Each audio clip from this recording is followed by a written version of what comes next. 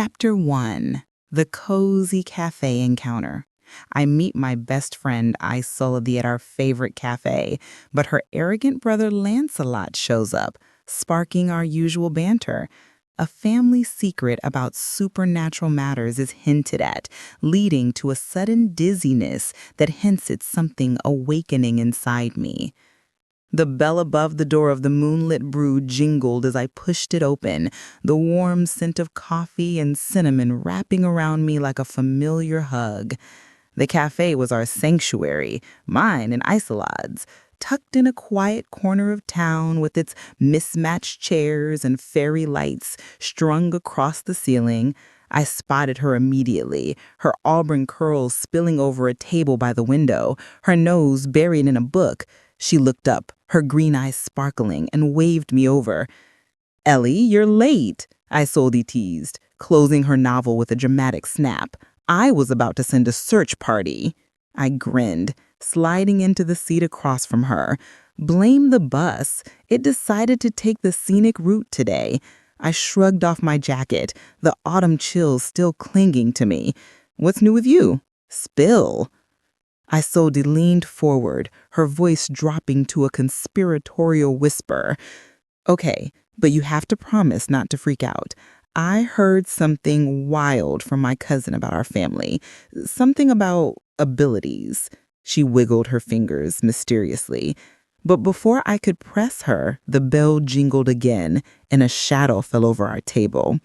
"Well, if it isn't the bookworm and her sidekick," a deep voice drawled. I didn't need to look up to know it was Lancelot, Isolde's insufferable older brother. He loomed over us, all broad shoulders and sharp jawline, his dark hair falling carelessly into his eyes. His smirk was as irritating as ever. "Sidekick?" I shot back, crossing my arms. "At least I don't strut around like I own the place, Lance." He raised an eyebrow, unfazed. "It's Lancelot. And I don't strut, I stride with purpose." He pulled out a chair, uninvited, and sat down, his long legs sprawling under the table. "What are we gossiping about? Family secrets?" I lied. His eyes narrowed, a glint of something unreadable in them. "Old stories, huh? Like the ones Gran used to tell? About the moon and the bloodlines?" His tone was light, but there was an edge to it, like he was testing her. I frowned, caught off guard. "Moon and bloodlines? What are you two on about?" My family was as normal as they came. Mom, Dad, a goldfish named Bubbles. No cryptic folklore here.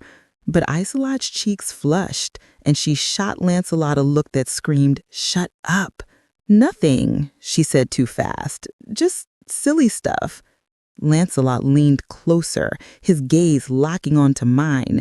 "You sure about that, Ellie? You've got that look, like you're about to unravel something big." I scoffed, but his stare was unnerving, like he could see right through me. My head spun suddenly, a wave of dizziness hitting me out of nowhere. The cafe tilted, the fairy lights blurring into streaks. I gripped the table, my breath hitching as a strange heat bloomed in my chest, sharp and wild, like something clawing to get out. "Ellie?" Isolde's voice cut through the haze, her hand on my arm. "You okay?" I blinked, the world snapping back into focus. Lancelot was watching me, his smirk gone, replaced by something almost concerned. No, that couldn't be right, not him. "I'm fine," I muttered, shaking it off. "Just tired, I guess." Isolde didn't look convinced, but she didn't push. Lancelot, though, kept staring, his eyes searching mine like he knew something I didn't. "Careful, Ellie," he said softly, almost too soft to hear. "Some things wake up when you least expect it." The words hung in the air, heavy with meaning I couldn't grasp. Isolde changed the subject, chattering about her book, but my mind was elsewhere, tangled in that strange heat and the echo of Lancelot's warning.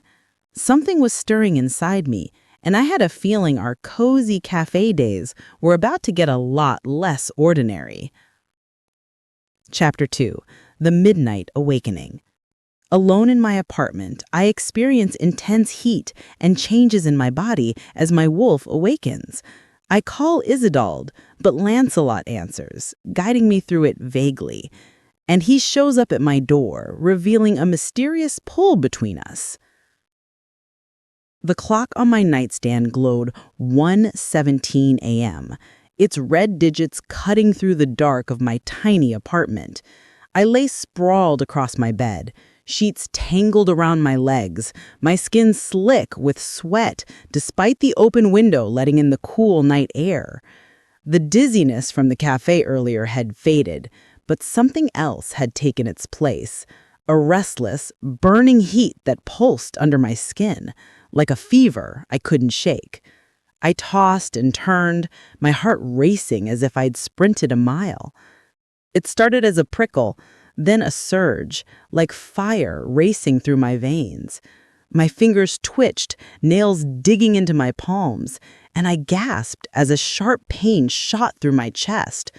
My vision blurred, the room spinning, and for a moment I swore I saw my hands shimmer, fingers elongating, nails sharpening into something not human. Panic clawed at me.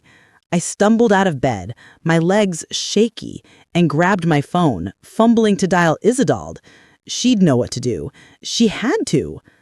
The phone rang twice before a voice answered. Not Isidald's bright, familiar lilt, but a low, gravelly one that sent a shiver down my spine. "Ellie," Lancelot said, sounding annoyingly calm. "It's late. What's wrong?" "Where's Isidald?" I snapped, my voice trembling as another wave of heat hit, making my knees buckle.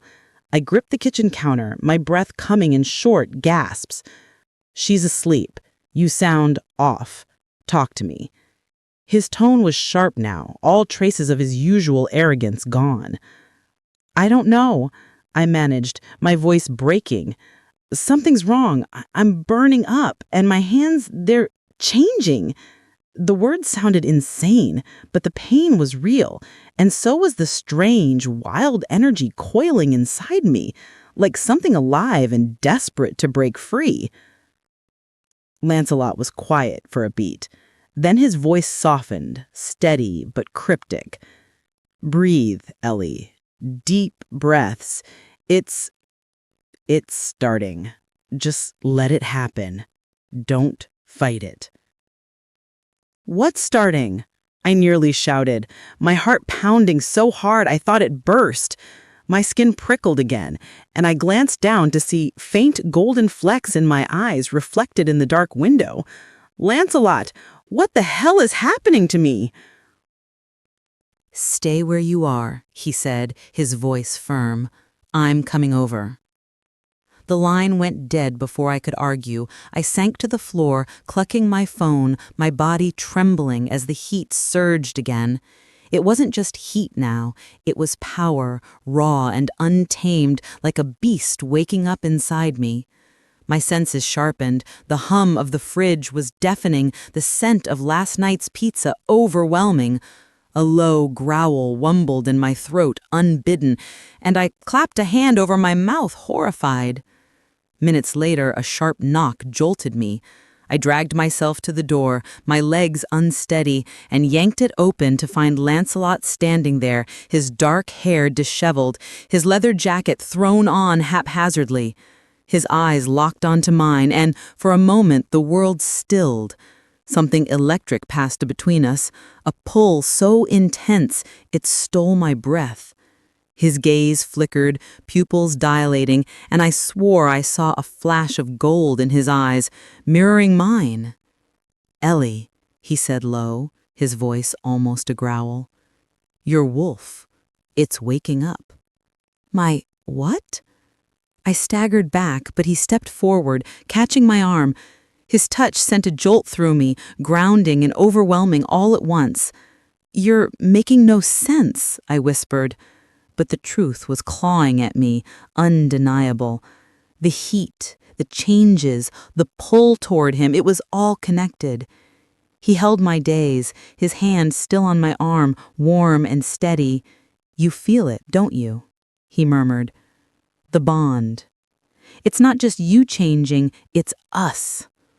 I wanted to argue, to shove him away, but the wild thing inside me howled in agreement, drawn to him like a magnet. My apartment felt too small, the air too thick, and Lancelot's presence was both a lifeline and a mystery I wasn't ready to unravel. Whatever was awakening inside me, it wasn't just a wolf. It was something tied to him, and it terrified me as much as it thrilled me. Chapter 3. First day at the office. Starting my internship, I discover Lancelot is the CEO. Jealousy flares when I see him with another man flirting nearby, leading to a heated confrontation where he denies our bond. The glass doors of Crescent Enterprises gleamed under the morning sun as I stepped into the sleek lobby, my stomach a knot of nerves. My first day as an intern was already daunting, but after last night's bizarre awakening, my body burning, Lancelot's cryptic words about a wolf and a bond, everything felt surreal. I adjusted my blazer, clutching my bag like a lifeline, and followed the receptionist's directions to the top floor. The elevator ride was agonizingly slow, each ding amplifying my anxiety. I had no idea what I was walking into, but I was determined to keep it together. The doors opened to a bustling open-plan office, all glass walls and polished wood. Employees typed furiously or darted between desks, and I felt like an imposter in my thrift store heels. A woman with a clipboard, Sarah, introduced herself as my supervisor and whisked me through orientation. "You'll meet the CEO later," she said, her tone clipped but kind. "He's intense, but brilliant." I nodded, trying to focus on her rundown of my duties, data entry, scheduling, coffee runs, when a familiar voice cut through the hum of the office. Deep, confident, and infuriatingly smug. My head snapped up, and there he was, Lancelot, standing by a glass-walled conference room, his tailored suit accentuating his broad shoulders. He was gesturing animatedly, talking to a group of executives. But his eyes flicked to mine, and for a split second, the world narrowed to just us. My chest tightened, that strange pull from last night flaring again, like a cord tugging at my heart. "CEO?" I hissed under my breath, my mind reeling. Sarah hadn't mentioned Lancelot was the head of this multi-million-dollar tech firm. Of course he'd never bothered to mention it either. Typical. Sarah led me to my desk, but my attention kept drifting to Lancelot. He was magnetic, commanding the room effortlessly, but then I noticed him, a tall, handsome man with a charming smile, leaning too close to Lancelot, his hand brushing Lancelot's arm. The man laughed, tossing his head back, and Lancelot smirked, clearly enjoying the attention. A sharp, irrational heat surged in my chest, not the fiery awakening from last night, but something raw and possessive. My nails dug into my palms. Why did I care? He was just Isolde's arrogant brother. But that pull, that bond he'd mentioned, roared to life, screaming, "Mine!" I busied myself with paperwork, but when I looked up again, Lancelot was heading my way, the flirty man trailing behind. "Ellie," Lancelot said, his voice smooth but laced with something unreadable. "Settling in?" I shot back, my tone sharper than intended. The flirty man raised an eyebrow, glancing between us. "Who's this, Lance?" he asked, his voice dripping with familiarity. "An intern," Lancelot said dismissively, his eyes never leaving mine. The word stung, but not as much as the casual way he let the man's hand linger on his shoulder. My vision blurred with anger, and before I could stop myself, I stood, my chair scraping loudly. "Can we talk?" I said through gritted teeth, not waiting for an answer as I stormed toward a quiet corner of the office. Lancelot followed, his expression a mix of amusement and caution. "What's your problem?" he asked once we were out of earshot, crossing his arms. "My problem?" I snapped, my voice low but trembling. "You show up at my apartment last night talking about wolves and bonds, and now you're here flirting with some guy like nothing happened? What's that about?" His jaw tightened, and he stepped closer, his scent, woodsy, maddening, overwhelming my senses. "There's no bond, Ellie," he said coldly, but his eyes flickered with something like guilt. "You imagined it. Last night was just a misunderstanding." I stared at him, my heart sinking. "A misunderstanding?" My voice cracked, the pull in my chest screaming he was lying. "You felt it too. Don't lie to me." He looked away, his expression hardening. "Drop it. You're here to work, not chase fairy tales." He turned and walked back to the flirty man, leaving me standing there, my hands shaking with anger and hurt. The office buzzed around me, but all I could feel was the ache of his denial and the wild thing inside me howling for answers he refused to give. Chapter 4. The Supernatural Gathering. At a family event, I witnessed Lancelot with a stunning woman who kisses him possessively in front of me, igniting deep jealousy and confusion about our supposed mate bond. The sprawling estate glowed under the twilight sky, its manicured garden strung with lanterns that cast a golden hue over the crowd. Isolde had dragged me to her family's annual gathering, promising it would be just a fun night to take my mind off the chaos of my internship and the unsettling events since my wolf awakened. The air buzzed with laughter and clinking glasses, but an undercurrent of something primal made my skin tingle. These weren't just any guests. Isolde had hinted at her family's supernatural ties, and the way some eyes glinted gold or moved with unnatural grace confirmed it. I felt out of place in my simple black dress, clutching a glass of sparkling cider, my senses on edge. Isolde was off mingling, leaving me to navigate the sea of strangers. My internship at Crescent Enterprises had been a whirlwind, especially after discovering Lancelot was the CEO, and his cold denial of our bond still stung. That pull, that electric connection he dismissed as a misunderstanding hadn't faded. It gnawed at me, especially now, surrounded by people who seemed to know more about my awakening than I did. I scanned the crowd, my heart skipping when I spotted Lancelot near the fountain.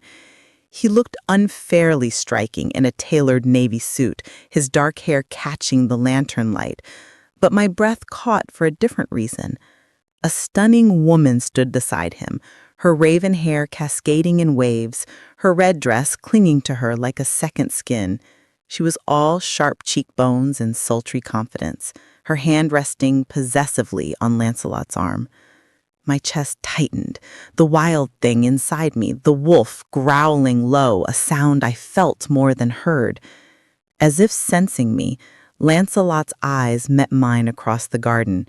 For a moment that pull flared hot and undeniable, but then the woman leaned in, her lips brushing his in a slow, deliberate kiss. My glass nearly slipped from my hand. She was claiming him, right in front of me, her eyes flicking my way with a smug glint, as if she knew exactly what it did to me. Lancelot didn't pull away, his hand resting lightly on her waist, and the sight sent a jagged spike of jealousy through me. My wolf snarled, urging me to storm over, to tear her away, but I rooted myself to the spot, my nails digging into my palms. "Who's that?" I muttered when Isolde finally reappeared, her expression faltering as she followed my gaze. "Oh, that's Vivienne," she said, her voice cautious. "She's been around Lancelot a lot lately. Family friend, sort of." Her hesitation told me there was more, but I didn't press. My heart was busy fracturing. "Sort of?" I snapped, my voice sharper than intended. She's practically glued to him. Isolde sighed and touched my arm. Ellie, it's complicated. There's stuff about Lancelot you don't know. Then tell me, I hissed, my eyes burning as I watched Vivienne laugh, her hand trailing down Lancelot's chest. He told me there's no bond, but I feel it, Isolde. Every time he's near, it's like I'm tethered to him. And now this? Isolde's eyes softened, but before she could answer, Lancelot broke away from Vivienne and strode toward us. My pulse raced, half hoping he'd explain, half dreading another rejection. "Ellie," he said, his voice low, his gaze flickering with something I couldn't read. Guilt? Annoyance? Didn't expect you here. "Clearly," I shot back, my voice trembling with hurt. "Enjoying your evening?" His jaw tightened, and he glanced at Vivienne, who was watching us with a predator's smirk. "It's not what you think," he said, but his words felt hollow, like he was trying to convince himself as much as me. "Then what is it?" I demanded, stepping closer, the pull between us crackling despite my anger. "Because my wolf is screaming that you're mine, and you're standing there letting her kiss you." His eyes widened, a flash of gold in them, but he shook his head. "You're wrong, Ellie. There's nothing between us." His voice was cold, but his hands clenched, betraying him. I laughed bitterly, my heart aching. "Keep telling yourself that." I turned away, the crowd swallowing me as I fought the urge to scream or cry or both. Vivienne's triumphing gaze burned into my back, and the bond I couldn't shake felt like a cruel joke. Whatever Lancelot was hiding, it was tearing me apart, and I wasn't sure how much longer I could stand it. Chapter 5. Attempts to move on. Struggling with my wolf's longing, I go on a date with Roland, but Lancelot appears, watching jealously without intervening, leading to restless dreams of our bond. The neon sign of the rusty anchor flickered above the bar's entrance, casting a pinkish glow over the sidewalk. I adjusted my sweater, nerves buzzing as I waited for Roland, a co-worker from Crescent Enterprises, who'd been dropping not-so-subtle hints about grabbing drinks. After the family gathering, where Vivienne's possessive kiss on Lancelot had gutted me, I needed a distraction. My wolf, that restless primal thing inside me, hadn't stopped clawing at my chest, howling for Lancelot despite his cold denial of our bond. I was done chasing something he refused to acknowledge. Tonight, I'd try to move on. Roland arrived, all easy smiles and tousled blonde hair, his flannel shirt rolled up to his elbows.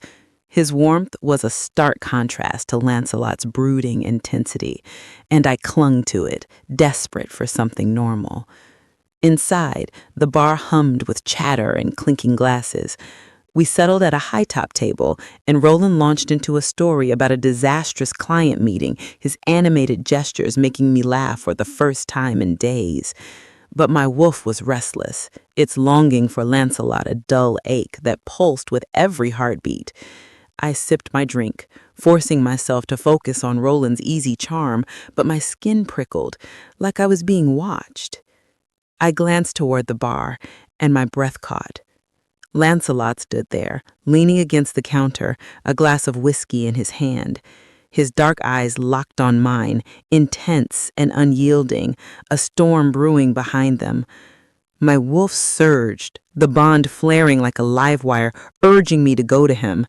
But he didn't move, didn't approach, just watched, his jaw tight, his gaze flickering between me and Roland.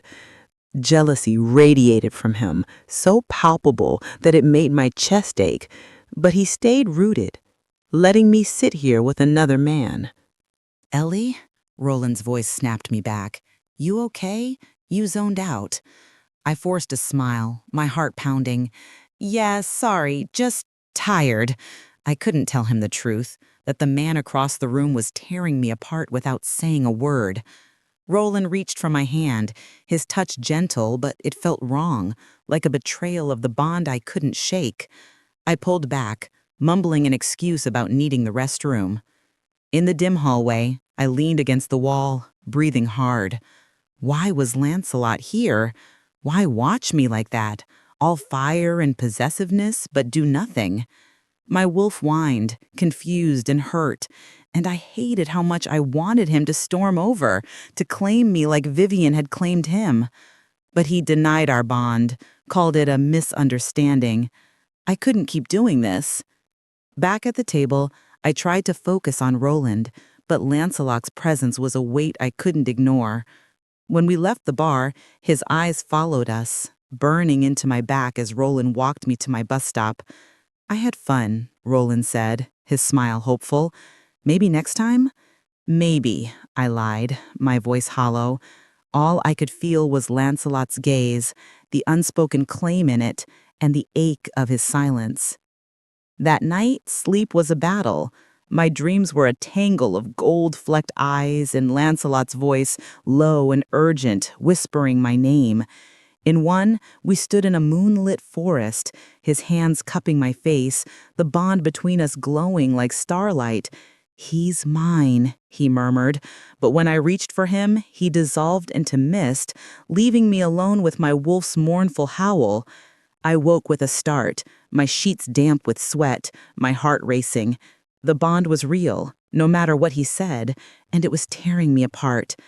I stared at the ceiling. The memory of his jealous stare at the bar seared into me. Moving on was supposed to be easy, but every step away from Lancelot felt like betraying a part of myself I was only beginning to understand. Chapter 6. Trapped in the Elevator. Stuck in an elevator with Lancelot, the tension builds as our wolves pull us closer, but he resists, leaving me questioning his internal struggle. The fluorescent lights of Crescent Enterprises buzzed overhead as I stepped into the elevator, my arms laden with files Sarah had asked me to deliver to the archives. It was late, the office nearly empty, and I was exhausted from dodging thoughts of Lancelot all day.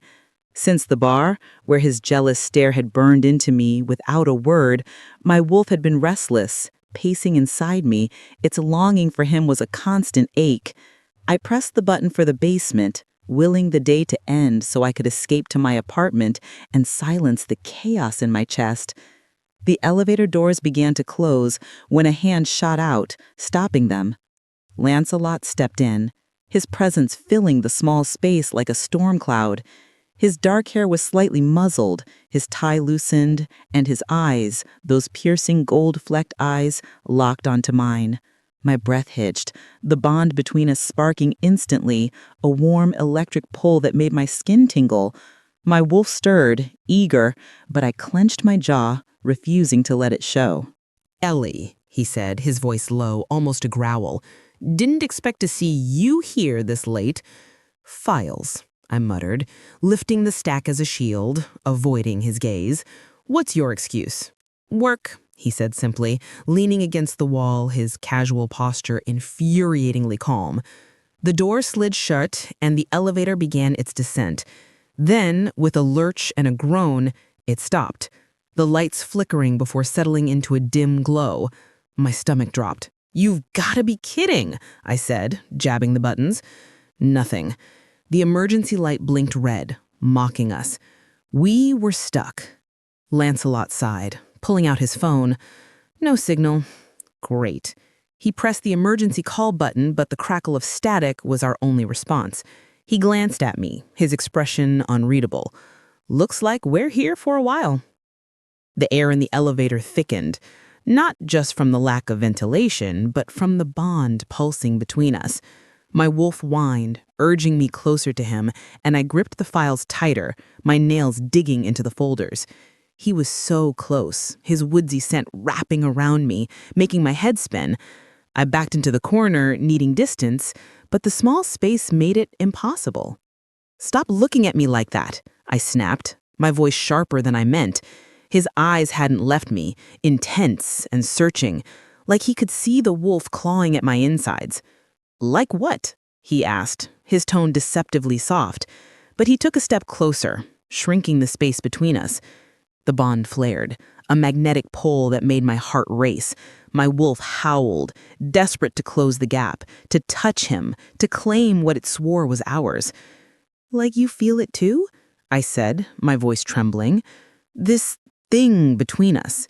You keep denying it, but I know you feel it." His jaw tightened, and for a moment, his eyes flashed gold, his wolf rising to meet mine. The air crackled with tension, and I swore I felt his heartbeat sync with mine. He stepped closer still, close enough that I could feel the heat of him, his breath brushing my cheek. "Ellie," he murmured, his voice rough, "you don't understand what you're asking for." "Then explain it," I challenged, my voice barely above a whisper. "Why do you keep pushing me away when I can feel you wanting this?" He froze, his hand hovering near my face, as if he wanted to touch me but couldn't. His eyes were a storm of conflict, desire, fear, something deeper I couldn't name. "It's not that simple," he said finally, his voice strained. "There are things, reasons I can't." My wolf snarled, frustrated, and I stepped forward, closing the gap until our chests nearly touched. "Stop hiding," I said, my voice breaking. "If there's nothing, then why does it hurt so much to see you with her? Why does my wolf scream for you?" He flinched, his hand dropping, and he turned away, staring at the elevator doors like they held answers. The Bond still thrummed, undeterred by his resistance, but his words echoed in my mind. What was he fighting so hard to hide? And why did it feel like my wolf and my heart wouldn't survive his rejection? Chapter 7. Seeking Answers. Talking with Isolde about Lancelot's denial, a mysterious woman hints at a spell affecting him. I begin researching, confronting him at the library where he brushes me off. The late afternoon sun filtered through the cafe windows, casting golden streaks across the table where Isolde and I sat. The moonlit brew was quieter today, the usual bustle replaced by a soft hum of conversation and the clink of porcelain. My coffee sat untouched, my mind too tangled with Lancelot's latest rejection in the elevator to care about caffeine. The bond between us, that relentless pull, was undeniable, yet he kept pushing me away, his words cold, but his eyes betraying some hidden struggle. I needed answers, and Isolde, sipping her latte, was my best shot. "Ellie, you look like you haven't slept in days," Isolde said, her green eyes narrowing with concern. "What's going on? Is it Lancelot again?" I leaned forward, lowering my voice. "He's driving me insane," Isolde. In the elevator, it was like our wolves were screaming for each other. But he just shut me down, said I need to let it go. How am I supposed to do that when I feel this bond every second? Isolde sighed, twirling a curl around her finger. "He's been weird lately, even for him. I don't know what's gotten into him, but..." She hesitated, glancing around the cafe. "There's something I didn't tell you at the gathering. Our family's got history, supernatural stuff. Bonds like yours aren't just random. They're rare, powerful. If you feel it, he does too." "Then why is he fighting it?" I asked, my voice cracking. "He's with Vivienne, acting like I'm imagining things." Before Isolde could respond, an older woman at the next table leaned over, her silver hair glinting under the lights. She had an air of quiet authority, her eyes sharp and knowing. "Sometimes," she said softly, "a bond is clouded by forces beyond our control. Spells, perhaps. Old magic meant to confuse the heart." I stared, my pulse quickening. "Spells? You mean like someone's messing with Lancelot?" She smiled faintly, her fingers tracing the rim of her teacup. "I've seen it before. A true mate bond is hard to break, but it can be veiled. Look for answers in the old texts, child. The library might hold more than you expect." She stood, leaving a few coins on the table, and was gone before I could ask more. Isolde's eyes were wide. Okay, that was creepy, but she might be onto something. We should check it out. That evening, I found myself in the city library's rare books section, surrounded by dusty tomes and the faint scent of aged paper. Isolde had stayed behind, claiming a family obligation, so I was alone, flipping through books on supernatural lore. The woman's words echoed in my mind. Spells, veils, clouded bonds. I found references to mate bonds described as unbreakable tethers of fate, but also warnings of enchantments that could distort them, binding someone to a false mate. My heart raced. Could Vivienne be behind this? A shadow fell over the table, and I looked up to see Lancelot. His arms crossed, his expression a mix of irritation and curiosity. Ellie, what are you doing here? He asked, his voice low, his eyes scanning the open book. Research, I said, standing to face him, my frustration bubbling over. Since you won't tell me why you keep denying what's between us, I'm finding answers myself. Someone mentioned spells. Is that what's going on? Is Vivienne doing something to you? His eyes flashed, a flicker of gold, but he stepped back, shaking his head. You're chasing ghosts, Ellie. There's no spell, no bond. You're obsessed with something that doesn't exist. His voice was sharp, but his hands trembled slightly, betraying him. Don't lie to me, I snapped, closing the book with a thud. I feel it, Lancelot. My wolf feels it. Why are you so scared to admit it? He looked away, his jaw tight. You don't know what you're talking about. Drop it.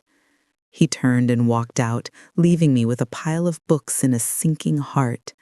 The bond thrummed, as strong as ever, but his dismissal cut deeper than ever. I sank into the chair, the woman's words looping in my mind. If a spell was clouding his heart, I'd find it, and I'd break it no matter what it took. Chapter 8.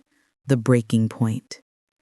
In a moment of desperation, I beg Lancelot to kiss me, and as we do, a headache strikes him, shattering an illusion and leaving us both confused.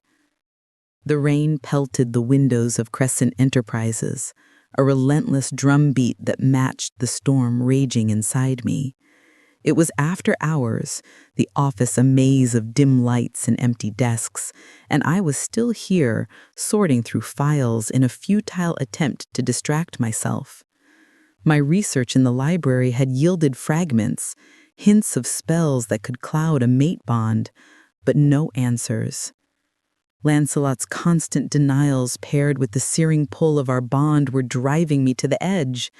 My wolf was a restless beast, clawing at my insides, desperate for him, while my heart ached from his rejection. I couldn't take it anymore. I heard his footsteps before I saw him, that confident stride echoing down the hall. Lancelot appeared in the doorway of the file room, his shirt sleeves rolled up, his dark hair damp from the rain. His eyes locked onto mine, and the bond surged, a tidal wave of heat and longing that made my breath catch.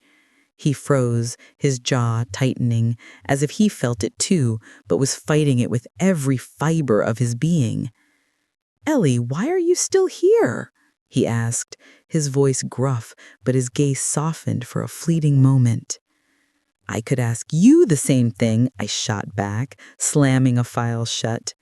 My hands trembled, the weight of the past weeks, his cold words, Vivienne's possessive kisses, the mysterious woman's talk of spells, crushing me. Why do you keep doing this, Lancelot? Pretending there's nothing between us. I know you feel it. My wolf feels it. Stop lying. His eyes flashed gold, his wolf rising, and he stepped closer, the air between us crackling. You don't get it, do you? He said, his voice low and strained.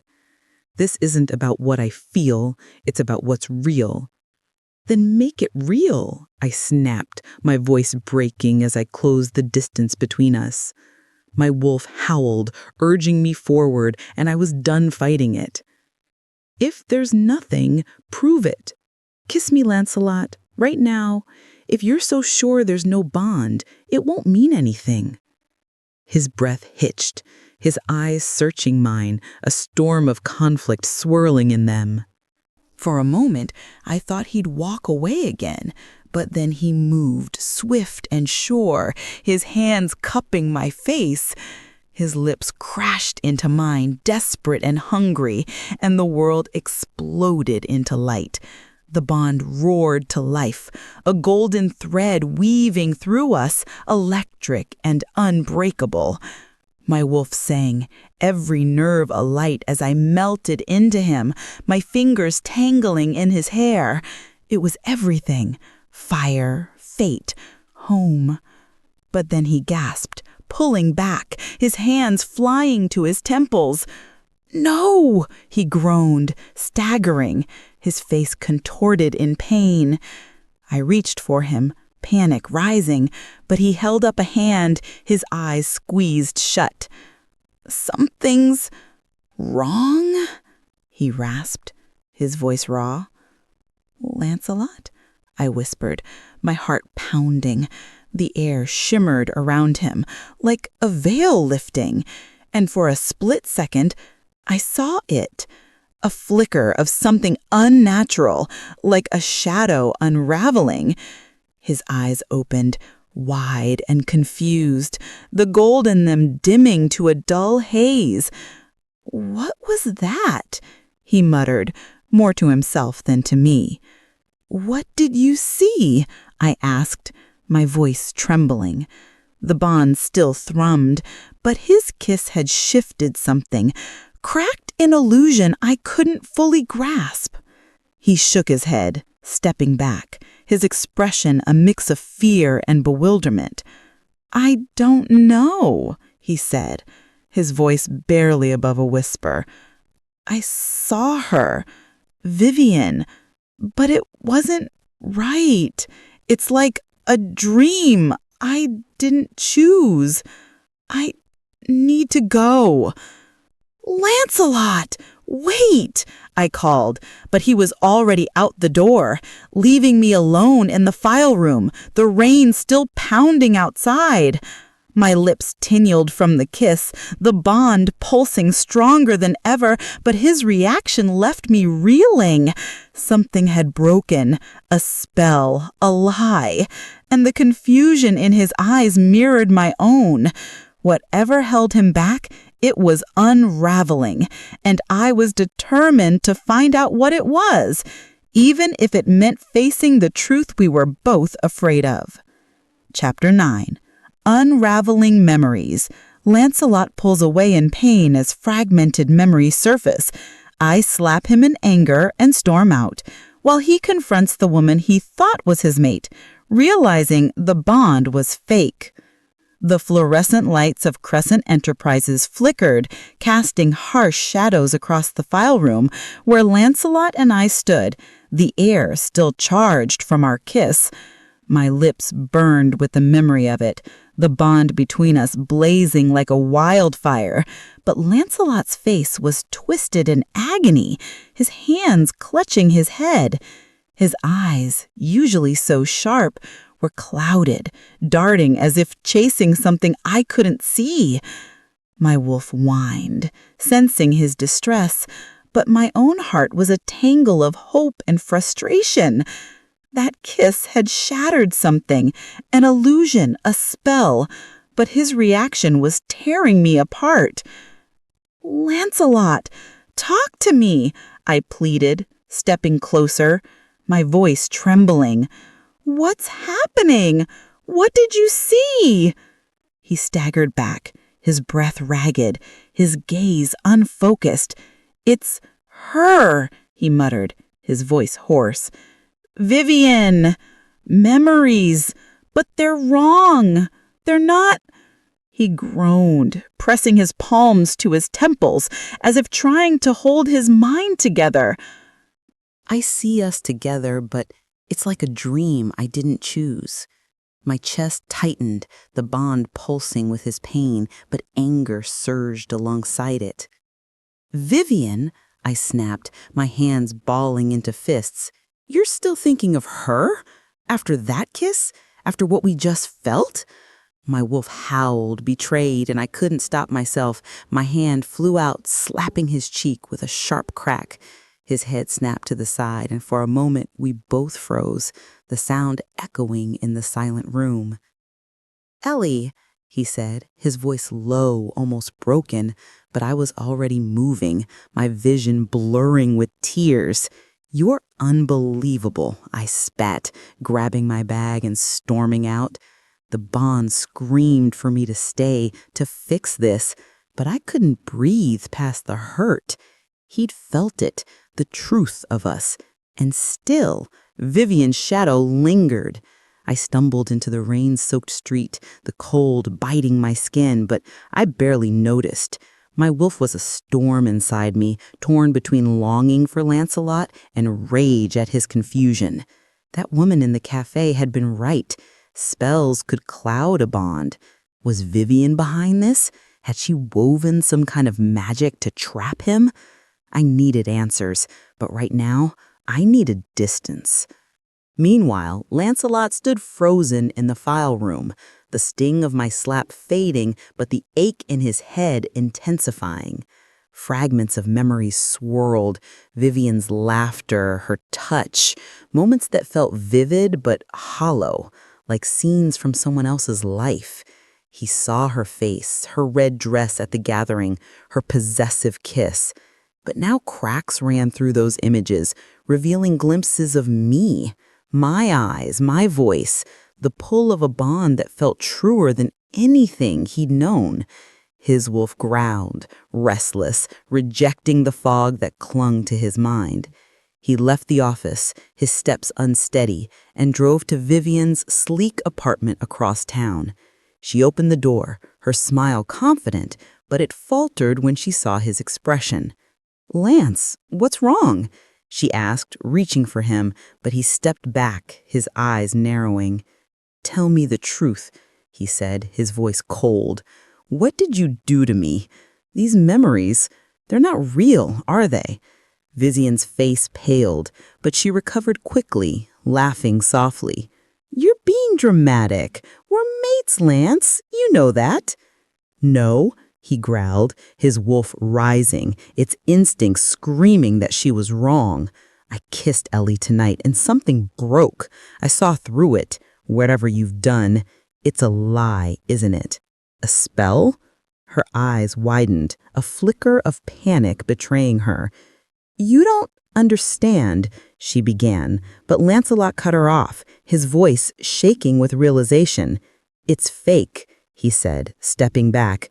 "You're not my mate. She is." The words hit him like a revelation, the bond with me snapping into clarity, unclouded for the first time. Vivienne's spell, whatever it was, had cracked, and the truth was unraveling. But as he walked away, leaving her speechless, he felt the weight of his own confusion and the fear of what it would take to make things right with me. Chapter 10. Jealousy at the cafe. Seeing me on a date, Lancelot interrupts possessively, declaring he's mine, despite the broken fake bond, escalating our emotional tug-of-war. The moonlit brew was alive with its usual evening hum, the air thick with the scent of espresso and warm pastries. I sat across from Roland, the same coworker from my last attempt to move on, his easy smile a stark contrast to the storm inside me. After the file room kissed with Lancelot, where something in him broke, a spell, an illusion, my wolf hadn't stopped pacing, its longing for him sharper than ever. But his pained retreat and my own angry slap had left me raw, desperate to prove I could let him go. Roland's light-hearted chatter about office gossip was a lifeline, but my heart wasn't in it. I forced a laugh at his story, stirring my latte, when the bell above the door jingled, and my wolf stirred, sensing him before I saw him. Lancelot stood in the doorway, his dark hair tousled, his leather jacket clinging to his broad frame, his eyes blazing with gold, locked onto me, and the bond surged, a searing pull that made my breath catch. He scanned the table, his gaze hardening as it landed on Roland, who was leaning closer, oblivious, his hand brushing mine as he gestured. "Ellie," he said, his voice low and rough, cutting through the cafe's chatter as he strode toward us. The air crackled with his presence, his wolf barely contained, and every head turned. Roland blinked, confused, but I couldn't look away from Lancelot, my heart pounding with a mix of anger and need. "What are you doing here?" I asked, my voice sharp, though my wolf whined, urging me to close the distance between us. The memory of our kiss, the shattered illusion, hung heavy, but so did his refusal to face the truth. His jaw clenched, his eyes flicking to Roland's hand near mine. He said, "I could ask you the same," his tone laced with possessiveness. He stepped closer, looming over the table, and Roland shifted uncomfortably. "You're on a date? With him?" Roland raised an eyebrow, glancing at me. Ellie, you know this guy?" Before I could answer, Lancelot leaned down, his hands gripping the edge of the table, his voice dropping to a growl. "He's mine," he said, the words raw and unfiltered, his wolf's claim ringing clear. My heart stuttered, the bond flaring so intensely I nearly gasped. Not his, mine. The cafe went quiet, all eyes on us. Roland's mouth opened, then closed, his confusion palpable. I stood, my chair scraping, anger and longing warring inside me. "Yours?" I snapped, my voice trembling. "You don't get to say that, Lancelot. Not after denying me, pushing me away, letting Vivienne—" I cut myself off. The memory of her kiss was still a knife in my chest. His eyes softened, but the fire in them didn't fade. "It was a lie," he said, his voice quieter now, almost pleading. "Vivienne, it was a spell. I see it now. You're the one. Ellie, my mate." The admission hit me like a tidal wave, but the hurt was too raw, his back and forth too much. "Then why didn't you fight for me?" I demanded, stepping closer, my wolf howling for him even as tears pricked my eyes. He flinched, his hands unclenching, but he didn't back down. "He's trying," he said, his voice rough with desperation. "I'm here now, aren't I? I can't lose you." Roland cleared his throat, standing awkwardly. I think I'll head out," he mumbled, grabbing his jacket. I barely nodded, my focus on Lancelot, the bond pulling us together even as my anger pushed him away. "You don't get to decide when it's convenient," I said, my voice breaking. I grabbed my bag and brushed past him, the bond screaming as I walked away. His hand grazed my arm, a silent plea, but I kept going, stepping into the cool night air. The cafe door swung shut behind me, but I felt his eyes on me, the weight of his claim and the unresolved truth of our bond tearing at my heart. This tug of war was far from over, and I wasn't sure how much more I could take. Chapter 11. The Drunken Confession. Lancelot shows up drunk at my door, admitting his confusion and need for me, but I push him away, unable to forgive yet. The rain had stopped, leaving my apartment steeped in a heavy quiet, broken only by the faint hum of the city outside. It was past midnight, and I sat curled on my couch, a mug of tea gone cold in my hands. The scene at the moonlit brew earlier replayed in my mind. Lancelot's possessive declaration, his raw admission that Vivienne's bond was a spell, that I was his mate. My wolf had surged with hope, but my heart was a bruised thing, battered by his rejections and the lingering sting of seeing him with her. I wanted to believe him, but trust was a jagged edge I couldn't yet grasp. A loud knock jolted me, sharp and insistent. My wolf stirred, sensing him before I even moved. I opened the door to find Lancelot leaning against the frame, his dark hair disheveled, his leather jacket askew. His eyes, usually sharp with arrogance, were glassy, tinged with gold, and he reeked of whiskey. He swayed slightly, catching himself on the doorframe, and his gaze locked onto mine, raw and unguarded. "Ellie," he slurred, his voice thick, almost pleading. I had to see you." "Lancelot, you're drunk," I said, my voice flat, though my wolf whined, drawn to the vulnerability in his eyes. The bond pulsed, warm and insistent, urging me to pull him close, but I crossed my arms, holding my ground. "What do you want?" He stepped forward, unsteady, his hand reaching for me but stopping short. "I messed up," he said, his words tumbling out. "I keep messing up. Vivienne, it was all fake, Ellie. A spell. I see it now, but I didn't before, and I hurt you. I feel you all the time, this pull." He pressed his hand to his chest, his face twisting with anguish. "It's you. It's always been you." My heart clenched, his words slicing through the walls I'd built. My wolf howled, desperate to believe him, but the memory of his denials, of Vivienne's kiss, burned too brightly. "You don't get to do this," I said, my voice trembling with anger and hurt. "You denied me, Lancelot, over and over." "He knows," he said, his voice breaking. He stepped closer, the space between us shrinking. His scent, whiskey, and something uniquely him overwhelmed my senses. I was confused, Ellie. The spell, it twisted everything. But when I kissed you, it broke, and I saw you, my mate. His eyes, gold-flecked and pleading, held mine. "I need you. I can't breathe without you." The bond roared, my wolf urging me to close the gap, to touch him, to claim what was ours. But my heart wasn't ready. I stepped back, shaking my head, tears stinging my eyes. "You don't get to decide when it's okay," I said, my voice cracking. "You hurt me, Lancelot. You let her kiss you. Let me think I was nothing. I can't just forget that." His face crumpled, and he reached for me again, his hand trembling. "Ellie, please," he whispered. "I'll do anything. I'll fix this." I pushed his hand away, my heart aching but resolute. "Go home, Lancelot," I said, my voice barely above a whisper. "Sleep it off. I can't do this right now."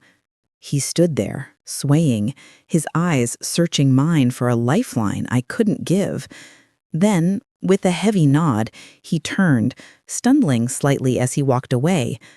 I closed the door, leaning against it, my breath hitching as tears fell.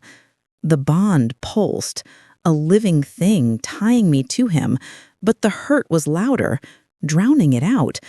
I sank to the floor, my wolf whimpering, torn between longing and the fear of trusting him again.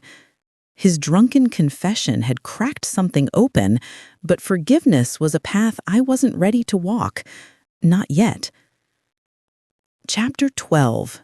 Digging Deeper.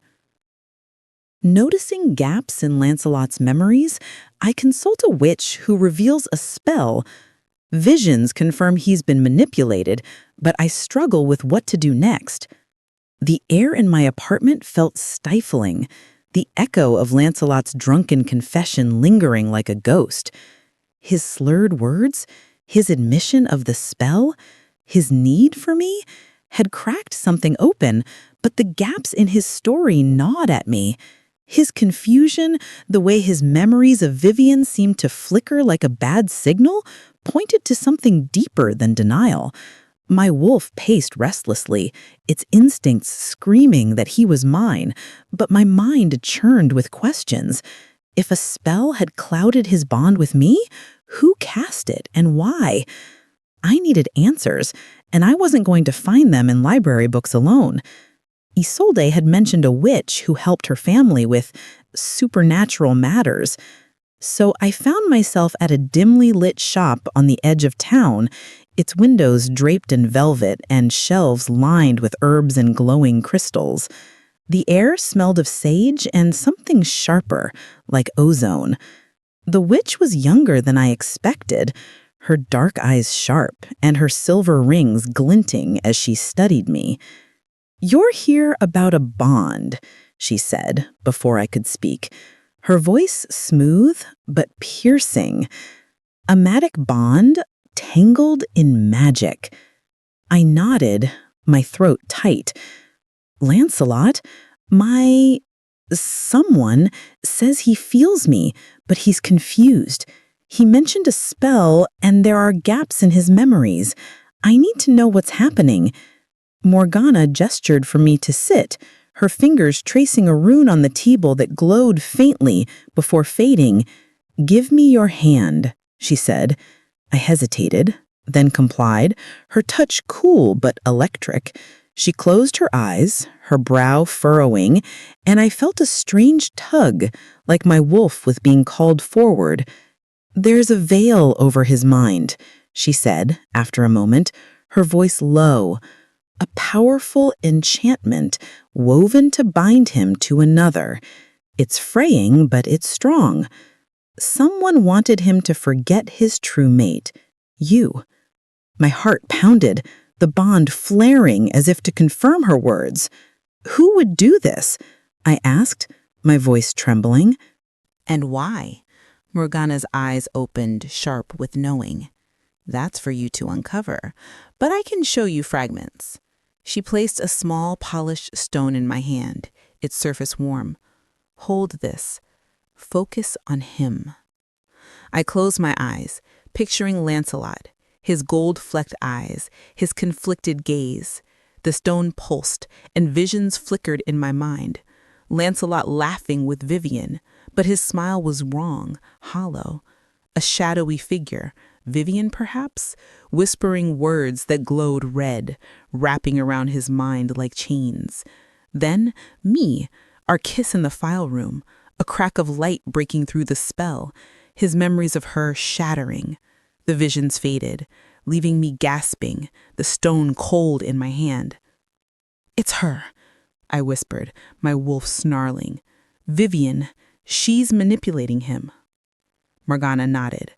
"The spell is weakening, but it's not gone. Breaking it fully requires his will and yours. He must choose you, unclouded, or the bond will keep tearing you both apart." I left the shop, my mind reeling. The visions confirmed what I'd suspected, but they left me more lost than ever. Lancelot was a victim, trapped by Vivienne's magic, but his rejections still hurt, and I didn't know if I could trust him to fight for us. Back home, I paced my apartment, the stone still clutched in my hand. My wolf urged me to go to him, to confront him, but fear held me back. What if he chose her again, spell or no spell? What if the bond wasn't enough? I sank on the couch, staring at the stone, its faint glow a reminder of the truth I'd seen. Vivienne had stolen something from us, but breaking her hold meant facing Lancelot and the risk of more heartbreak. I wanted to fight for him, for us, but the next step felt like stepping into a void. My wolf whined, torn between hope and doubt, and I knew I couldn't stay still forever, but what to do next with a spell still lingering and a mate who didn't fully know himself was a question I wasn't ready to answer. Chapter 13. The Gathering Confrontation. At another event, Lancelot resists our pull again, leading to my frustration and decision to pull away as his confusion deepens. The sprawling estate of Isolde's family glowed under a canopy of stars, the air alive with the scent of pine and the murmur of another supernatural gathering. Lanterns swayed in the breeze, casting flickering light over the crowd, their eyes glinting with the same otherworldly sheen I'd come to recognize. My wolf stirred, restless, as I stood near the edge of the garden, my heart a battleground of hope and hurt. Morgana's vision still haunted me, Vivienne's spell, Lancelot's fractured memories, but his drunken confession had left me teetering. I wanted to believe he could break free, that our bond was stronger than her magic, but doubt clung to me like damp air. Isolde had insisted I come, promising it would help me feel normal. But normal was a distant memory. I smoothed my emerald dress, trying to blend in, but my senses were razor sharp, drawn to Lancelot the moment he stepped into the garden. He looked devastating in a black suit, his dark hair catching the lantern light, but his eyes were shadowed, conflicted.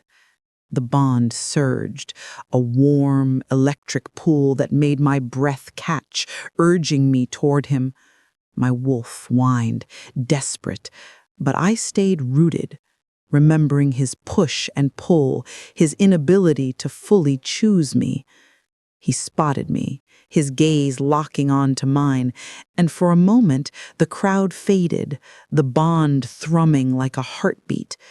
Then Vivienne appeared at his side, her red lips curved in a possessive smile, her hand sliding onto his arm. My wolf snarled, jealousy flaring, but it was Lancelot's reaction, or lack of it, that cut deeper. He didn't pull away from her, but his eyes stayed on me, a storm of longing and confusion swirling in them. The spell was weakening, Morgana had said, but it still held him, clouding his truth. I turned away, my chest tight, and busied myself with a glass of wine. But his presence was a magnet. When I glanced back, he was moving toward me, Vivienne trailing but distracted by another guest. "Ellie," he said, his voice low, rough with something unspoken. The bond flared, my wolf urging me to close the gap, but I stepped back, my frustration boiling over. "Don't," I said, my voice sharp. "Not again, Lancelot.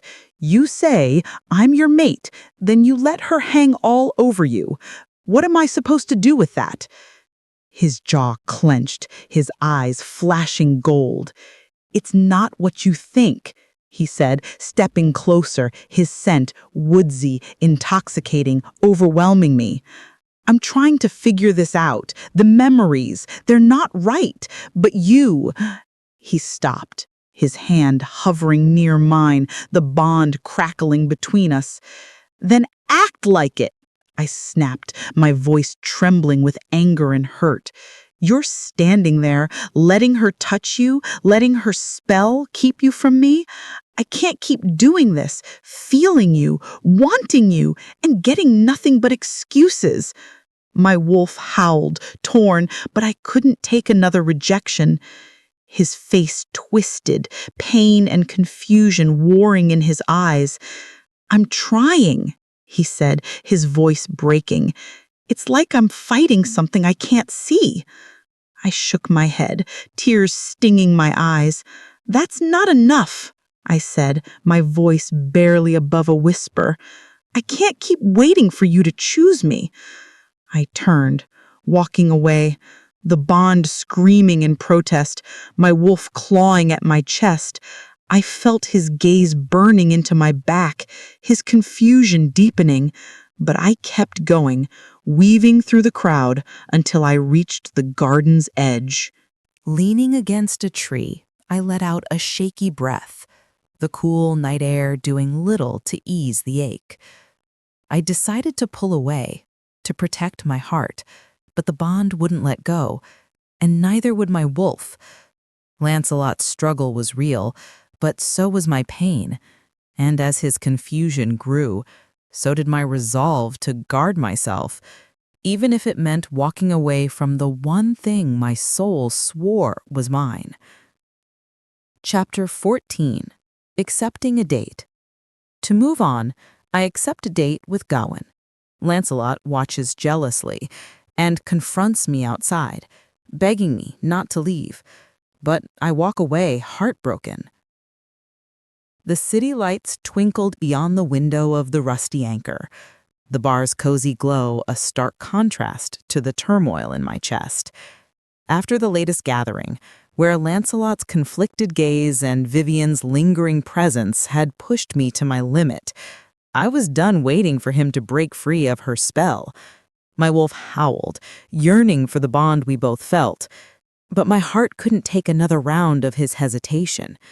So when Gawain, a charming colleague from Crescent Enterprises with kind eyes and a quick laugh, asked me out, I said yes. I needed to move on, to prove I could live without Lancelot's pull tearing me apart. Gawain sat across from me, his easy smile softening the edges of my nerves. He was telling a story about a hiking trip gone wrong, his hands animated, and I tried to focus, to let his warmth anchor me. But my wolf was restless, its senses prickling, and I knew why before I even looked. Lancelot was here, leaning against the bar, his dark eyes fixed on me. The bond surged, a hot electric tether that made my breath catch, and I saw the jealousy in his gaze, raw and unguarded, as he watched Gawain lean closer, laughing. I forced myself to smile at Gawain, but my skin tingled under Lancelot's stare, his wolf's presence a storm I couldn't ignore. He didn't approach, just stood there, his jaw tight, a glass untouched in his hand.